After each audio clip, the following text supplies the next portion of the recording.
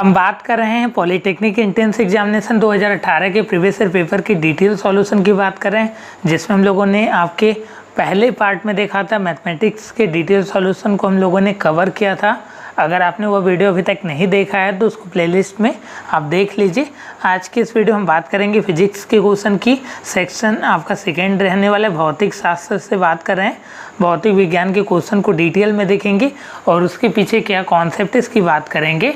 तो वीडियो को लास्ट तक देखिएगा और स्किप नहीं कीजिएगा। और अगर वीडियो पसंद आता है तो वीडियो को लाइक ज़रूर कीजिएगा। आपका पहला क्वेश्चन है जो आपका 51 नंबर है। इसमें पूछा जा रहा है कि two objects are dropped together from the height h1 and h2 the ratio of the time taken by them to reach the earth is। इसमें पूछा जा रहा है कि दो वस्तुएं हैं जो आपके h ऊंचाई से h1 और h2 एक साथ छोड़ी जाती हैं, तो उसके पृथ्वी तक पहुंचने में लगा समय का अनुपात क्या होगा, इसकी बात पूछी जा रही है। अब हम बात कर लेते हैं कि हाइट और टाइम पीरियड में क्या रिलेशन होता है। 51 नंबर है। आप जानते होंगे कि h बराबर फॉर्मूला होता है ut प्लस में हाफ gt स्क्वायर है 80 स्क्वायर। एक्सेलरेशन की बात की जाती है, तो यहाँ से अगर हम लोगों को लिखना रहे तो h बराबर u अगर 0 हो गया, सपोज कीजिए यहाँ पे आपका इनिशियल वेलोसिटी 0 हो गया तो h बराबर हाफ gt स्क्वायर हो जाएगा। यहाँ से अगर हम लोगों को लिखना रहेगा तो h directly proportional to t square हो गया। और इसमें जो रिलेशन आ गया आपका h1 बाई h2 अगर लिखना रहे तो यहाँ से आपका हो जाएगा t1 अपॉन में t2 का होल स्क्वायर हो जाएगा। ये आपका रिलेशन हो जाएगा h और t में। तो यहाँ से अगर हम लोगों को t1 बाई t2 लिखना रहे तो क्या लिख सकते हैं आप, root over h1 by h2 आप लिख सकते हैं। एक बार मैं फिर से क्लियरेंस कर दे रहा हूँ। h बराबर फॉर्मूला होता है ut plus half gt square, तो h बराबर हो जाएगा half gt square, h directly proportional to t square. यहाँ से h1 by h2 equal to हो जाएगा t1 बाई t2 का होल स्क्वायर। तो यहाँ से आपका t1 by t2 equal to हो जाएगा रूट में h1 बाई h2 हो जाएगा। तो आप बोल सकते हैं कि कौन सा ऑप्शन करेक्ट है इसमें, तो option number D are correct. आपका बोल सकते हैं h1 by h2 root over equal to हो जाएगा आपका t1 by t2। Next question इसमें आपका 52। थोड़ा सा केयर करके क्वेश्चन को पढ़िएगा, क्योंकि क्वेश्चन कुछ बच्चे केयर करके नहीं पढ़ते हैं, देन उनको बाद में प्रॉब्लम हो सकती है। तो इसलिए क्वेश्चन का जो लाइन दिया जाता है, मेंशन किया जाता है इसमें, इसको आपको क्लियरेंस करके पढ़ना है। नेक्स्ट इसमें आपका 52। The time period of a second pendulum on a planet where gravitation acceleration is 1/9 of the gravitational acceleration of earth. इसमें आपका पूछा जा रहा है कि एक सेकेंड लोलक को ऐसे ग्रह पर ले जाया जाए जहाँ पे गुरुत्वीय त्वरण का मान पृथ्वी की अपेक्षा 1/9 है, तो वहाँ दोलन की आवर्तकाल कितनी होगी, इसकी बात पूछा जा रहा है। तो इसमें क्या रिलेशन होता है आपका टाइम पीरियड और आपके लेंथ, और साथ में आपकी जी में क्या रिलेशन होता है, इसकी अगर हम बात करें तो आपका फॉर्मूला होता है t बराबर 2 पाई रूट में l बाई जी होता है।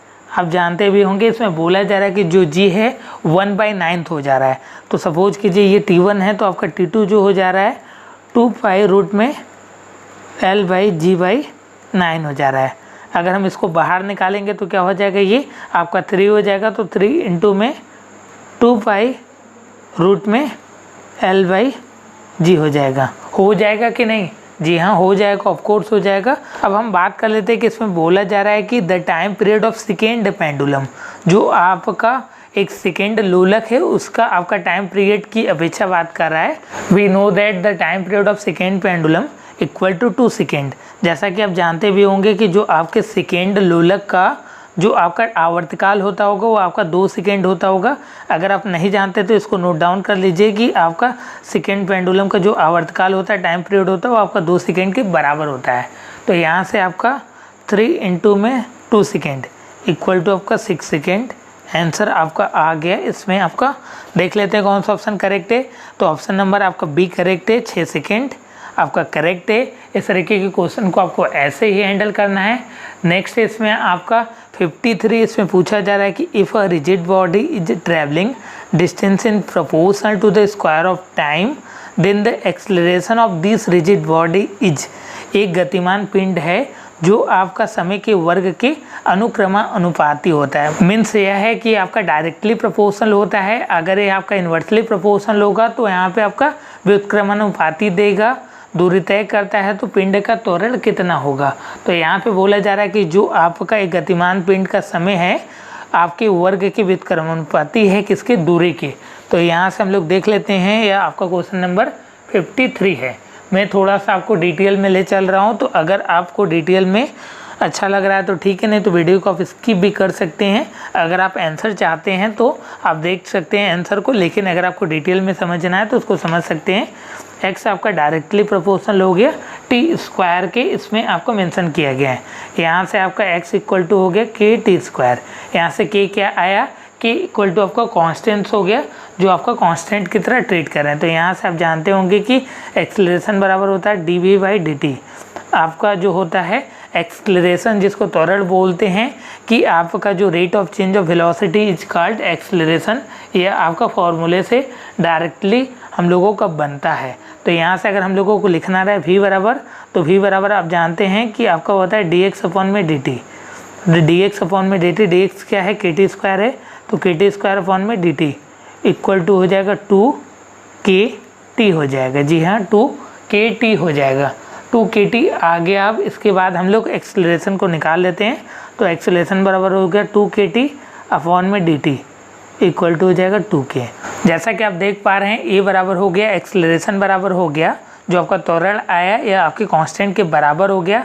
तो आप बोल सकते हैं कि ये आपको वेरी नहीं करता है, या आपका नियत रहता है। तो ऑप्शन नंबर जो आपका डी है ये आपका करेक्ट है। नेक्स्ट है इसमें आपके 54 number, the SI unit of Newton second is unit of. SI पद्धति में न्यूटन सेकेंड किसका मात्रक होता है, किसकी इकाई होती है। पहला इसमें आपका मोमेंटम संवेग, नेक्स्ट इसमें आपका इम्पल्स ऑफ फोर्स बल का आवेग, नेक्स्ट इसमें आपके momentum and impulse of force, और लास्ट वन है इसमें आपके नन ऑफ दिस। तो जो आपका मोमेंटम होता है और साथ में इम्पल्स ऑफ फोर्स होता है, उसकी एसआई यूनिट जो होती है न्यूटन सेकेंड होती है। तो बहुत ही आपका सिंपल था। एक बार मैं फिर से यहाँ पे क्लियरेंस कर दे रहा हूँ। जैसा कि आप जानते हैं P बराबर m इंटू वी होता है, तो यहाँ से m बराबर हो जाएगा f बाई ए हो जाएगा। कैसे हो जाएगा, f बराबर होता है m इंटू ए होता है, तो यहाँ से m बराबर हो जाएगा f बाई ए। तो यहाँ से आप वैल्यू को पुट करेंगे, जब आप सॉल्व करेंगे मीटर पर सेकेंड है, यहाँ पे आपका एफ बाई ए हो जाएगा, एफ की यूनिट न्यूटन और आपकी ए की unit metre per second square. तो ये आपका जो हो जाएगा न्यूटन सेकेंड आ जाएगा।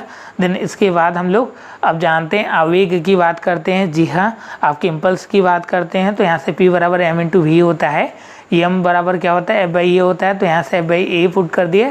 v बराबर क्या होता है a बाई टी होता है, तो a बाई टी पुट कर दिए। a से कैंसिल हो गया, न्यूटन बाई सेकेंड आ गया, या बोल सकते हैं न्यूटन सेकेंड। तो ये ऑप्शन और ये ऑप्शन दोनों मैच करा, तो ऑप्शन नंबर आपका सी करेक्ट है। नेक्स्ट इसमें आपकी 55 नंबर, इसकी बात कर लेते हैं। इसमें पूछा जा रहा है कि if the force is increase 4 time the and surface area is decrease to half. इसमें बोला जा रहा है कि फोर्स और आपके सरफेस एरिया की बात की जा रही है और इनिशियल प्रेशर पूछा जा रहा है। तो हम जानते हैं कि P बराबर होता है F बाई ए। यहाँ पे हम अगर P1 की बात करें तो ये हो गया, अगर P2 की बात करें तो F की वैल्यू हो गई आपकी 4 टाइम्स हो गई, तो 4F हो गया। अपॉन में A की बात करें तो A की बात करें तो हाफ हो गया, F बाई ए होता है तो 1/2 हो गया। ये आ गया आपका 8F हो गया, ठीक है, 8F हो गया। देन यहाँ से अगर हम बात करें आपका P1 बाई P2 की बात करें तो यहाँ से आपका 8F, अगर हम बात करें कि फाइनल टू इनिशियल पूछ रहा है तो हम लोग P2 बाई P1 की बात करते हैं, तो P2 की वैल्यू क्या आई, 8F आ गई, और P1 की वैल्यू आपकी केवल F है, ये कैंसिल हो गया आपका 8 इज 1, ये आपका 8 इज 1 हो गया, जो आपका फाइनल टू इनिशियल प्रेशर हो गया, रेशियो हो गया। तो ऑप्शन नंबर आपका सी करेक्ट है। नेक्स्ट इसमें आपकी 56 number, momentum of two bodies are equal if the mass of body are m1 m2 and kinetic energy are k1 k2 respectively, then the ratio k2 by k1 would be. k2 by k1 का ratio क्या होगा, इसकी बात करते हैं। तो आप लोग फार्मूला भी जानते होंगे, अगर नहीं जानते तो मैं बता दे रहा हूँ कि कैसे आपको कोरिलेट करना है इस तरीके की क्वेश्चन के लिए। ये बेसिकली आपका 56 नंबर है। 56 नंबर को हम लोग देख लेते हैं कि कैसे आपको करना है। मैं पेन को आपका चेंज कर दे रहा हूँ। यहाँ पे k बराबर होता है P स्क्वायर बाई 2m, ये आपको फार्मूला होता है, अगर आपने नहीं जाना तो जान लीजिए। यहाँ से अगर हम लोगों को लिखना रहे तो यहाँ से आपका K1 बराबर अगर हम आपको लिखना रहे तो P स्क्वायर बाई 2m1 हो जाएगा, और अगर हम K2 की बात करें तो ये आपका हो जाएगा P स्क्वायर बाई 2m2 हो जाएगा, ठीक है। ये आपका K1 बाई K2 का आपका मान आ गया। देख पा रहे हैं यहाँ पे K1 इक्वल टू हो जाएगा P square by 2m, K1 equal to हो जाएगा पी स्क्वायर बाई 2m1 और K2 बराबर हो जाएगा पी स्क्वायर बाई 2m2। तो यहाँ से आपका K2 बाई K1 का रेशियो पूछा है, तो ये आपका हो जाएगा m1 by m2। Option number D are correct. Next इसमें आपका 57 number, the thermal capacity of a body of mass 100 gram second and specific heat equal to 0.11 calorie per gram degree is. आपका इसमें थर्मल कैपेसिटी ऑफ बॉडी बोल रहा है और मास आपका पूछ रहा है, तो फॉर्मूला तो Q बराबर m इंटू एस होता है। आप मल्टीप्लाई कर दीजिए 100 इंटू में आपका 11.11 कर दीजिए, तो ये जो आपकी कैलोरीज आ जाएगी आपकी ये 100 ग्राम में है। आप बोल सकते हैं कि 100 ग्राम को भी चेंज करेंगे तो ये 11 पहले तो आ जाएगी मल्टीप्लाई करने पे, फिर 1000 से आप डिवाइड भी करेंगे तो ये आपका आ जाएगा पॉइंट में। तो आप बोल सकते हैं कि 0.001 कैलोरी 0.001 कैलोरी आ जाएगी आपकी, जो आप बोल सकते हैं कि ऑप्शन नंबर आपका ए करेक्ट है। None of this are correct. Next इसमें आपके 58 नंबर की बात करते हैं। इसमें पूछा जा रहा है कि which is not the unit of energy. इसमें से कौन सा आपका यूनिट ऑफ एनर्जी नहीं है, मात्रक नहीं है। आपका ऊर्जा का किलोवाट आवर होता है, आप देखते हुए होंगे कि आपके मीटर में आता है कि किलोवाट आवर में आता है। नेक्स्ट इसमें आपके मेगावाट यह भी है, आपका जूल भी एनर्जी का आपका मात्रक है। न्यूटन मीटर जो होता है आपका इम्पल्स, और साथ में हमने अभी देखा मोमेंटम का आपका यूनिट होता है, तो ये आपके यूनिट एनर्जी का नहीं होता है। नेक्स्ट इसमें आपका 1 kilowatt hour is equal to, तो 3.6 इंटू में 10 की पावर 6 जूल होता है। ऑप्शन नंबर आपका सी करेक्ट है। नेक्स्ट इसमें आपका there is a difference of 45 Fahrenheit in the temperature of two bodies, its value in Celsius scale would be. इसमें पूछा जा रहा है कि दो वस्तुओं के ताप में आपका 45 फॉरेनहाइट का अंतर होता है, तो सेल्सियस के पैमाने पे कितना होगा। इसके लिए मैं एक आपको शॉर्ट ट्रिक बताता हूँ। जब आपका फॉरेनहाइट में दिया रहा है, आपको डिग्री सेल्सियस में पूछे, तो 1.8 से आप डिवाइड कर दीजिए। क्या करेंगे 1.8 से आप डिवाइड कर देंगे। करना क्या है आपको 45 अपॉन में 1.8 डिग्री करना है। डिग्री में चेंज करने के लिए तो 25 डिग्री आपका आ जाएगा। आप बोल सकते हैं 25 सेल्सियस आ जाएगा। None of this option are correct. और इस तरीके के क्वेश्चन का क्रेज बहुत रहता है, तो इस बात का ख्याल कीजिएगा। और साथ में एक फार्मूला भी मैं बता दे रहा हूँ, C/5 equal to F-32 upon में 9, ये भी फार्मूला होता है चेंज करने का, इससे आप देख सकते हैं। नेक्स्ट इसमें आपके 61 number, the resultant of two forces P1 and P2 make an angle of 90 degree from the force P2 and its magnitude is equal to the magnitudes of आपका P2 the magnitude of P1 is. इसमें आपके 90 degree की बात की जा रही है और आपके मैग्नीट्यूड ऑफ P1 पूछा जा रहा है, तो आपका 0 होगा। ऑप्शन नंबर पहला करेक्ट है। नेक्स्ट है इसमें आपके student reach his school by moving first 1 kilometre to east, then 3 kilometre to south and finally 4 kilometre to west, the direct distance of his school from his house. इसमें पूछा जा रहा है कि एक विद्यार्थी है जो अपने घर से आपके पहले 1 किलोमीटर पूर्व की ओर और फिर 3 किलोमीटर दक्षिण की ओर, अंत में आपके 4 किलोमीटर पश्चिम की ओर चलकर अपने स्कूल पहुंचता है, तो उसके विद्यालय की घर से सीधी दूरी कितनी होगी, डायरेक्ट आपकी दूरी कितनी होगी, इसकी बात पूछा जा रहा है। तो ये देखिए आपका डायरेक्शन होता है, डायरेक्शन आप जानते भी होंगे, ईस्ट वेस्ट, यहाँ से आपका नॉर्थ और यहाँ से आपका साउथ होता है। ईस्ट वेस्ट नॉर्थ साउथ ही आपके डायरेक्शन होते हैं, ठीक है। इसमें बोला जा रहा है कि student reach his school by moving first 1 kilometre to east. Suppose कीजिए कि यहाँ पे स्कूल है, तो पहला किलोमीटर ये आपका चलता है ईस्ट की तरफ। फिर इसके बाद बोला जा रहा है कि यहाँ पे आपका खड़ा होने के बाद आपका 3 किलोमीटर साउथ की तरफ चलता है, तो 3 किलोमीटर आपका साउथ किलोमीटर चला, 3 किलोमीटर आपका साउथ की ओर चला। मैं यहाँ पे डायरेक्शन बनाते चल रहा हूँ, उसको देखते रहिएगा। और फाइनली 4 किलोमीटर आपका वेस्ट तक चला, तो 4 किलोमीटर आपका वेस्ट तक चला, कुछ ऐसा आएगा। और यहाँ से इसकी आपकी दूरी पूछ रही है, तो ये आपका 3 किलोमीटर हो जाएगी, ये आप जान रहे हैं। टोटल आपका ये 4 किलोमीटर और ये आपका 1 किलोमीटर हो गया, तो इसकी वैल्यू भी आपकी 3 किलोमीटर हो जाएगी। पाइथागोरस डायरेक्ट लगा दीजिए, ये 3 तो ये कितना हो जाएगा आपका रूट में 18 हो जाएगा। रूट में 18 को हम लोग क्या लिख सकते हैं 3√2 किलोमीटर, तो 3√2 किलोमीटर ऑप्शन नंबर आपका पहला जो है करेक्ट है, 3√2 किलोमीटर। नेक्स्ट इसमें आपका 63, if the angle between two plane mirror is 60 degree then the number of image made of an object situated in between the mirrors. इसमें बोला जा रहा है कि यदि दो समतल दर्पणों के बीच का जो कोण है आपका 60 डिग्री है तो उनके बीच रखी गई प्रतिबिंबों की संख्या कितनी होगी। तो फॉर्मूला होता है आपका 360 अपॉन में थीटा -1। तो यहाँ से आपका 360 अपॉन में 60 -1, तो ये इससे कैंसिल हो गया, 6 - 1 = 5। तो ये 5 ऑप्शन नंबर आपका बी करेक्ट है।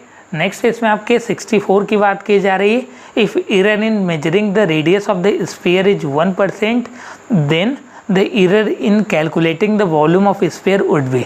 इसमें बोला जा रहा है कि जो आपके गोले की त्रिज्या के मापन में 1% की त्रुटि आती है तो आपके आयतन में कितने % की त्रुटि आएगी। तो 3% की आएगी। ऑप्शन नंबर आपका बी जो है करेक्ट है। नेक्स्ट है इसमें आपके 65 नंबर, इसको थोड़ा सा केयर कीजिएगा। इस तरीके के क्वेश्चन जल्दी आते नहीं हैं, लेकिन आपके कॉम्प्लिकेटेड होते हैं, बच्चे कर नहीं पाते हैं, लेकिन सिंपल भी होते हैं, इस बात का भी केयर कीजिएगा। इसमें आपका पूछा जा रहा है कि mean scale of a microscope is divided in the part of 0.5 mm if 50 part of the vernier scale match with the 49 parts of the main scales, the least count of its is। इसमें बोला जा रहा है कि एक सूक्ष्मदर्शी की मुख्य मापनी को 0.5 मिमी के आपके भागों में विभक्त किया गया है। तो वर्नियर मापनी के 50 भाग मुख्य मापनी के 49 भाग के साथ मिलते हैं, तो मापनी का अल्पतमांक कितना होगा, इसकी बात आपकी पूछी जा रही है।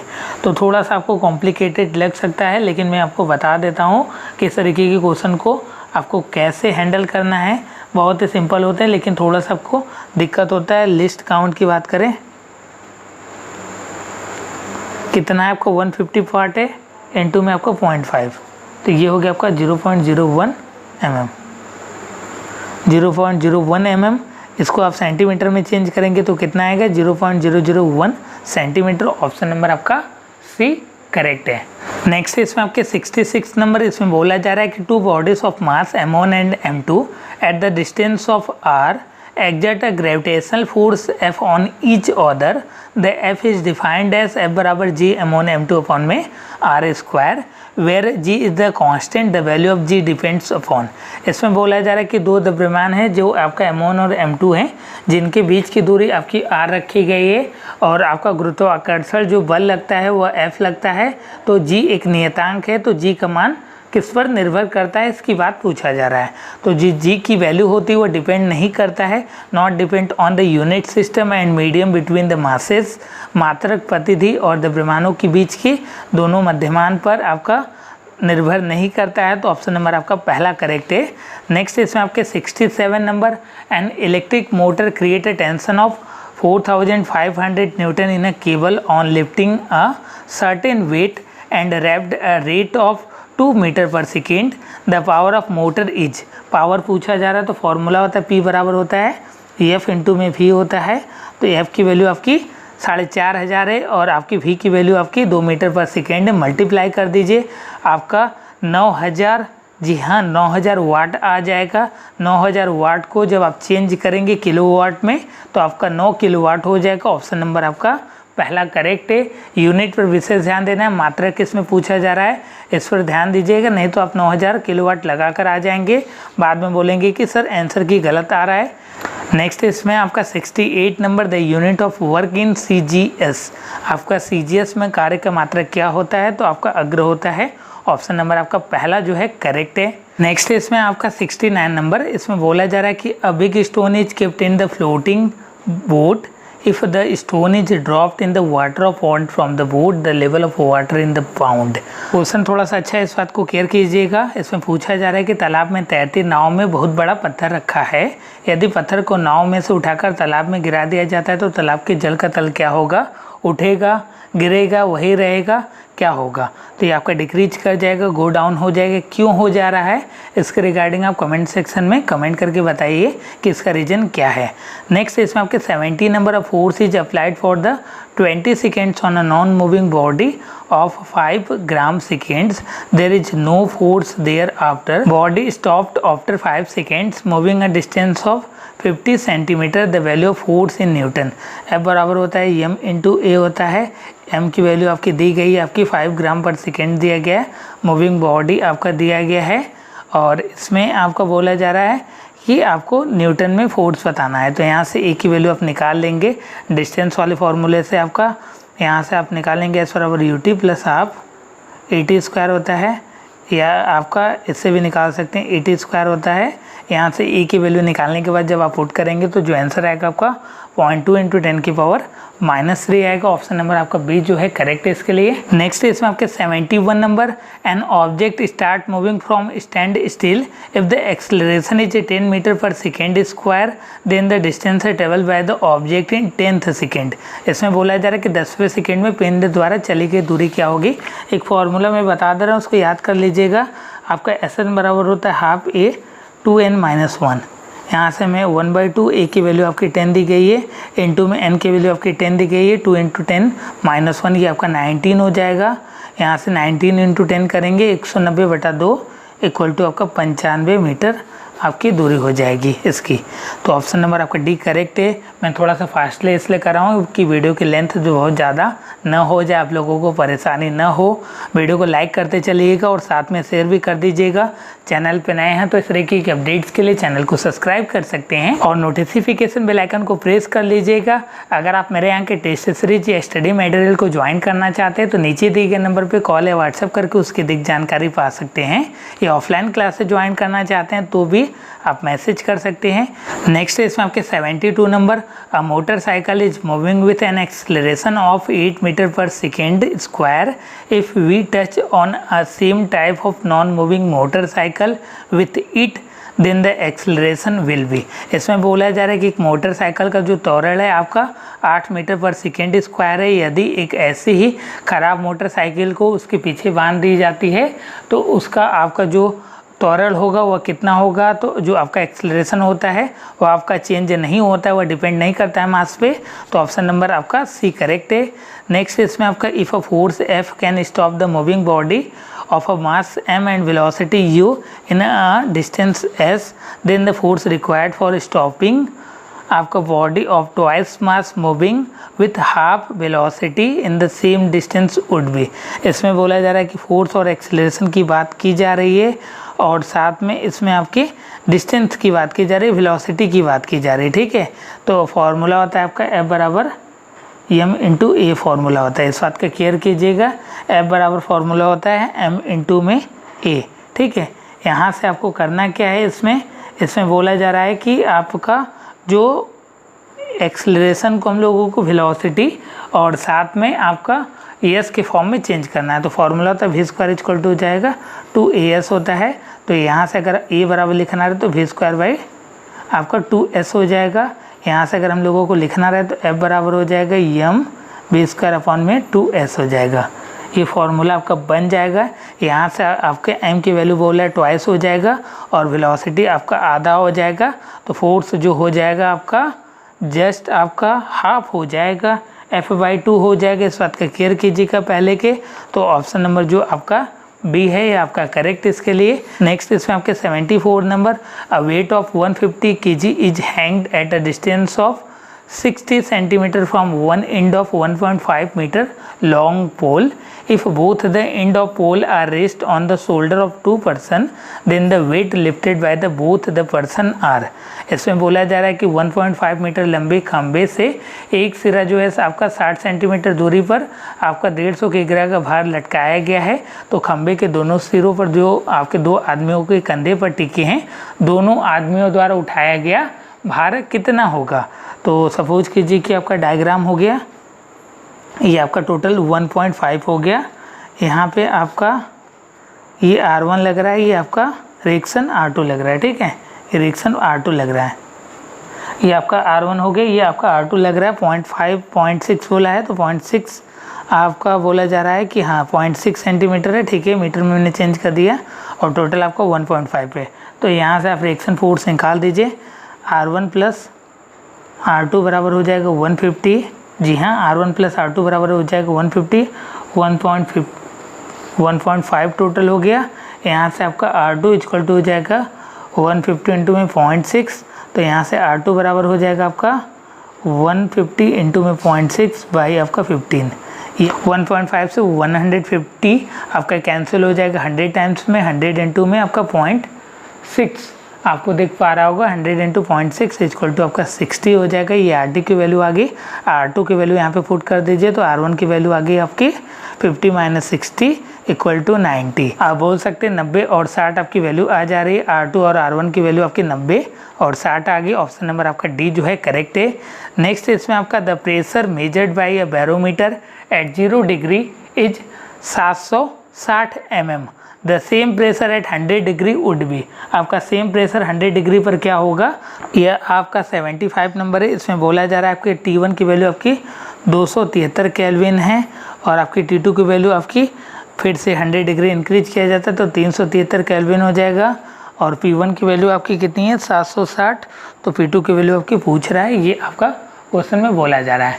वे विजुअल हो रहा होगा, आई थिंक आप देख पा रहे होंगे चीज़ों को। अब हम लोग फार्मूला लगा देते हैं जो आपका P डायरेक्टली प्रोपोर्शनल होता है आपके T के, जहाँ पे आपका वॉल्यूम जो होता है कांस्टेंट होता है।